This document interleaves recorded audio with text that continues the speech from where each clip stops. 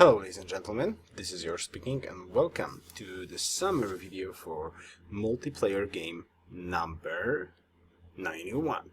As usual, spoiler alert, if you do not want to know how the game went, stop watching right now. But if you have watched the game or you just want to know what happened in the game so you can decide if you want to watch the game or not, stay and listen to my summary. So in this game I roll Assyria. I'm playing against Tuxman, playing as Brazil, Joey Four Fingers playing as Celts, Cleftor playing as Polynesia, and Kishimi 16 playing as Korea again, and Apoc playing as Austria. Now, I traveled a little bit with my initial settler. I'm kind of happy with this capital. The only thing it is missing is the possibility of, well, being on the river, basically. This is the only thing that this capital is missing.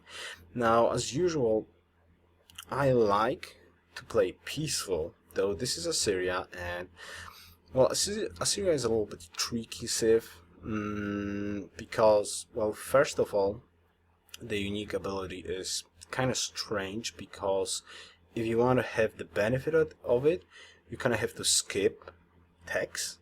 Well, basically, you don't want to be ahead in tech, which most of the time in a 6-player game is kind of not smart. But my initial thought was like, okay, I could try to compensate, try to use the unique ability. So, well, basically, let's skip a little bit further into the game and I will show you how that went. Okay, so here we are, turn 44. So I will take a little bit of time in here. So my land, well, it was kind of a tricky land. As usual, well, you know me, I do not like to attack people early on. Now I landed quite close, well, I landed on the edge of the map, but at the same time I landed close to Tony the Bomb, and he's somewhere around in here, with a lot of cities. Now, something strange that happened. Basically, well, something strange, you consider it's not strange, but Tony the Bomb planted right in front of Brazil's capital.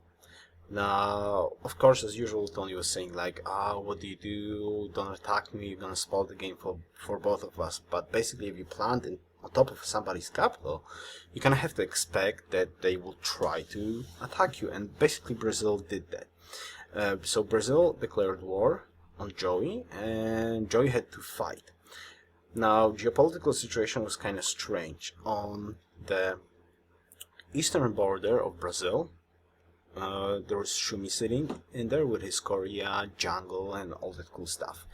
In the north of Shumi, there was Apoc playing as Austria, and in the north, in between Austria and me, there was Cleftor as Polynesia. So I kind of consider that leaving Korea with Shumi is kind of bad idea. So I try to ally Cleftor and Apoc against Shumi, because I knew Brazil is not a threat to Shumi, and Joey is not a threat for Shumi as well, because he will have to fight Brazil, and probably is not a threat for me, at least for a little bit of time.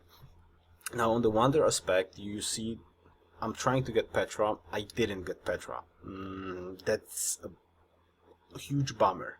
That slowed me down a little bit, but my capital was nice. My third city, Nimrud, was mediocre. Not great, but mediocre at best. Just the lack of food. Nineveh, on the other hand, was pretty strong. So I felt like I do not need more cities to be able to stay in this game. I was kind of a little bit wrong on that part. Basically, Cleftor had an amazing science game. He had so much food, he had very nice cities, a lot of land for himself, he was spamming wonders like crazy, he was skyrocketing away with tech, to a surprise, because Shumi was playing Korea, but Shumi stole his tech a little bit. He on purpose stayed behind a little bit, like went for Notre Dame, late universities, because he didn't want to be first, which backfired on him later on, but I will talk about it later on. But in this situation, I was still thinking like, okay, so what can I do? Basically, what I was thinking to do is killing Joey, Celts. But there's a couple of problems. By the time, well, basically he was fighting Brazil for quite a long time. He finally took him with crossbows, and Brazil was gone. And he was seeing a lot of cities, but quite behind in tech. I knew he's gonna catch up eventually now, but I was kinda fixed on using Assyria unique ability, and that backfired on me because Tony was behind in tech, quite a lot behind the tech, especially with me. So I thought that attacking him was not that great of an idea. Also, planning aggressive against him and killing him while he was fighting Brazil, I could have possibly do it. Probably I should have do it, but you know me, I have the trouble deciding when to attack people or not. So I left him alive, and eventually I never took him out. But enough of the saying what happened. I will just show you what happened. In this spot, basically I set up my 3 cities, and the situation was like this, that Brazil was fighting Celts, Shumi was stacking, Clefter was stacking, Epoch was stacking. So 4 players had absolute peace and 2 players was at war. I was on 3 cities only, and all the other players had quite nice cities, so I was basically a lot of behind when it comes to the demographics parts. But let's skip a little bit further into the game. Okay, and here we are, turn 150, 155. So, what happened? Basically, what happened? Well, as you see, I stay on my 3 cities. Now, I want to talk a little bit about my 3 cities because I think that's quite important to say how not exactly smart I did play. You can see my capital. My capital is pop 27 because it lacks a lot of food. My 3rd city is 18 and my 2nd city is 28. Well, the 2nd city has a lot of food. I mean, like a lot of food. Science, not that great. I went for artilleries, and I decided to take out Belgrade and Brussels because they were allied with Shumi. So I wanted to slow him down, well, basically do something against him that I possibly can on this side. Though I was wrong. I judged players very, very wrong and the overall situation in this game. What happened is, yes, I kind of made an alliance with APEC and Polynesia to take out Shumi, but this ended like this. Polynesia did absolutely nothing against Shumi. He was just basically like playing all-out peace game, spamming wonders, growing his cities, not keeping even his army, a lot of gold, a lot of culture, 5 very nice cities. He took 1 city-state near Austria, and that's basically it. He had absolutely peace. APOC decided to kind of sneak in an attack against Shumi, so he went for bombers, and he attacked Shumi with Great War bombers, and the war took quite a bit. But he eventually killed Shumi, which is kind of good. I took out the city-states, slowing down Shumi, which actually did not work that great. And Tony, after taking Brazil, was just sitting on a lot of cities with a very strong religion, and he was just sitting in there. Now, I want to note one thing, that I know that was a mistake. At some stage of the game, Tony basically decided he wanted to, like, I don't want to play this game anymore, I can't catch up, and so on, so can I be voted irrelevant in this game? So basically I said no. I said no for several reasons. Basically I was hoping that, well, I was kind of hoping that Shumi will get on top. He was fighting only Austria, so I was hoping he's gonna get on top, and he'll have to if he wants to get to me, he'll have to take Cleftor or Tony. So leaving an AI there would be like a huge gap that basically all the AI series will be blocking everybody, because AI will not attack anybody, and if they will just get slaughtered. And if somebody wants to get to the other side of the AI, he will have to go through the AI. So maybe that will be in my favor, because I could take out those cities easily, which theoretically was my plan. But of course, well, that's a matter of what would it be if something would happen, right? So eventually Tony did stay, but he was not happy with me, and this is the part that actually backfired on me at some point. In here, I'm just going to summarize what's happening. Well, I already summarized, but Cleft was really ahead. He was like tremendously ahead. And I didn't notice that. I was really thinking like Shumi's gonna be a little better, in a little better shape on the other side of the map, but he was not. So, well, let's skip a little bit further when it actually starts to be quite interesting. And here we are, turn 183, and you're probably wondering, why oh why? What the heck is going on? Well, let me do a summarize. Apoc and Shumi were still fighting. I was working towards getting to stealth, and Cleftor would win next turn, I believe. Yeah, I think next turn he would win. This is how strong game he had. Now, of course, you know me, I always try to slow down the leader, but this just shows how bad judgment I made in this game. So of course I tried to slow him down, and the only reason I managed to slow him down is because I nuked his parts. Well, slow him down. I denied him the win because I prepared a nuclear missile and I nuked his parts. And I think a great general even. So I bought myself like, I don't know, maybe 5 turns, then I nuked him again, buying again 5 turns before I will be able to kill him, because as you can see, Samoa got nuked, of course, but I couldn't really take this city. It would take me some more turns to get to this city and then to capital, but I decided I go all in. I go absolutely all in, and I will try to kill Cleftor, do not let him win. Well, because I want to win myself. Of course, that put me in a very bad spot soon. I just want to take a note at this particular screenshot that Cleftor would win, I think, next turn 184, science victory. That's amazingly good timing. That's amazingly good timing in a free-for-all 6-player game with such a strong players.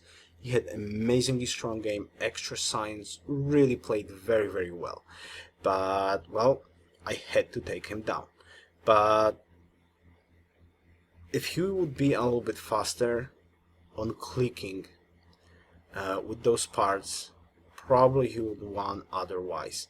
But I got lucky and I was able to nuke his parts, and that gave me just enough time to do the following thing. So I was able to slow him down for enough time to take his city, take his capital. He had only one part left, or 2 parts left.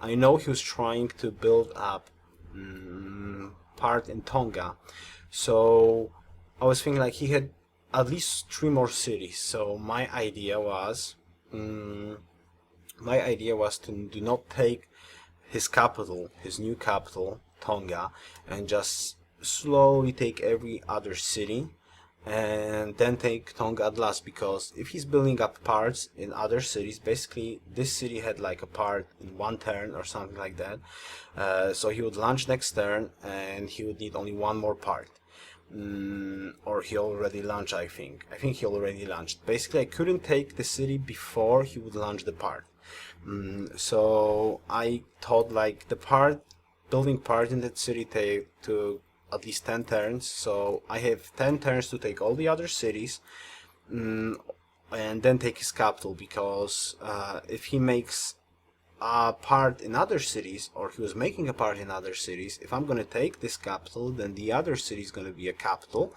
and I will not be able to take it that fast. But by taking Kleftor, I basically broke the game for me. Well, broke the game for me. I didn't really break that game, but something else that happened. Well, I'm not that sure. That's what if theory crafting, basically. I try to do what I thought is the best way to win this game, so I take out the person who would win, like in turn 184.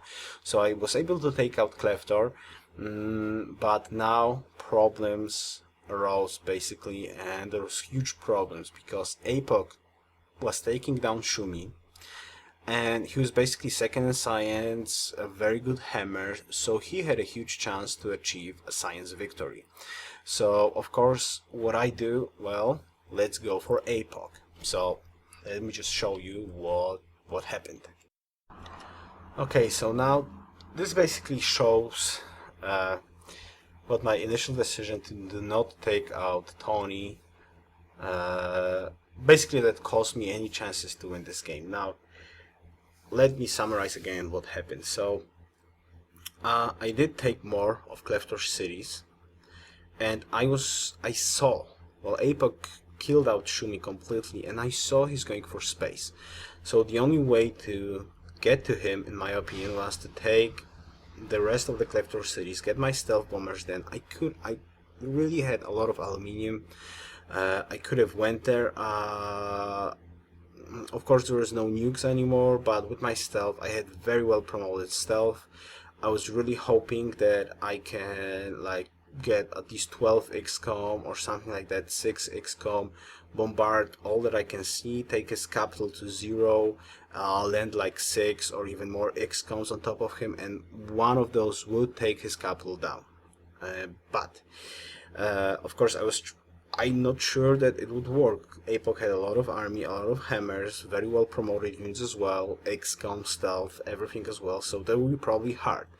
But in my opinion, that was the only way to win this game. Now Tony had absolutely different plans.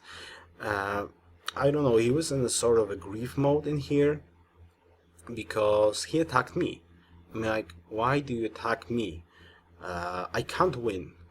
I don't have a polo program, I'm not building parts, Apoc is gonna win, but Tony decided to attack me. He, of course, managed to get 2 stealth bombers, he had a lot of time to do so. So I had to give Kleftor back his cities. I was also trying to fight in there. I was severely unhappy, which you can see on the barbarians in here, because I stopped trading, so I was in big pile of trouble, basically, with this attack. By this, I had absolutely no chance of stopping Apoc. So I had to focus on defending against Tony, and Tony was like adamant, I want to take your capital. I don't want to win this game, I want to take your capital. So we're talking like on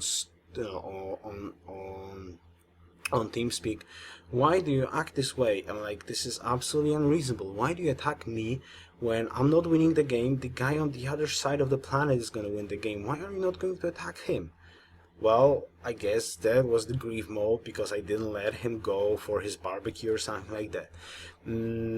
So he basically decided who's gonna win, and he did not try to win himself, which I did not like at this part of the game. So Apoc was cruising to a science victory, and Tony was trying basically to kill me. So here we are, turn 219. I was not able to defend my second city, but I did manage to defend my capital. I almost lost it, but no, I did not lose it. Even it was Citadel, Stealth Bombers was attacking me all the time, but I did not lose it. The downside of this, though, I managed to defend against Backstabbing Tony. I was not able to stop APOC. So APOC wins on turn 219, achieving science victory. So that's almost 20 turns later. Well, not 20, 15 turns. What am I saying? 20? Not 20. I'm like 40, 35 turns later. Then APOC could have then Cleftor could have achieved science victory 35 turns later.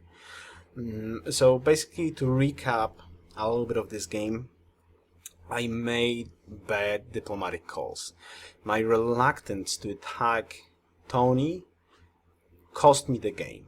Basically, my reluctance to kill Tony when I could have easily took him out when he was fighting Brazil. Then I could have taken him out easily with artilleries and infantry. I could probably take him out with bombers, and I could probably take him out, well, later on not, because I had to stop Cleftor, but at least I missed 3 timings that I could have killed Celts easily and took him away from this game. So I wouldn't even have to take the cities near Shumi later on when I saw that he was starting to lose the war.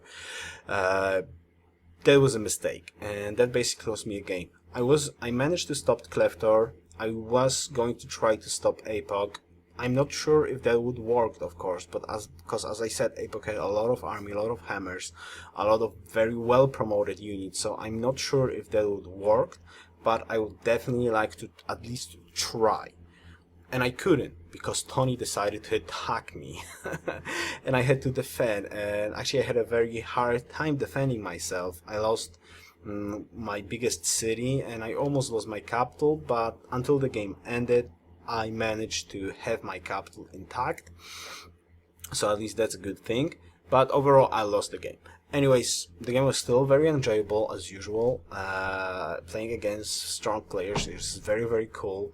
And I definitely, if you haven't watched this game, I definitely invite you to watch the game.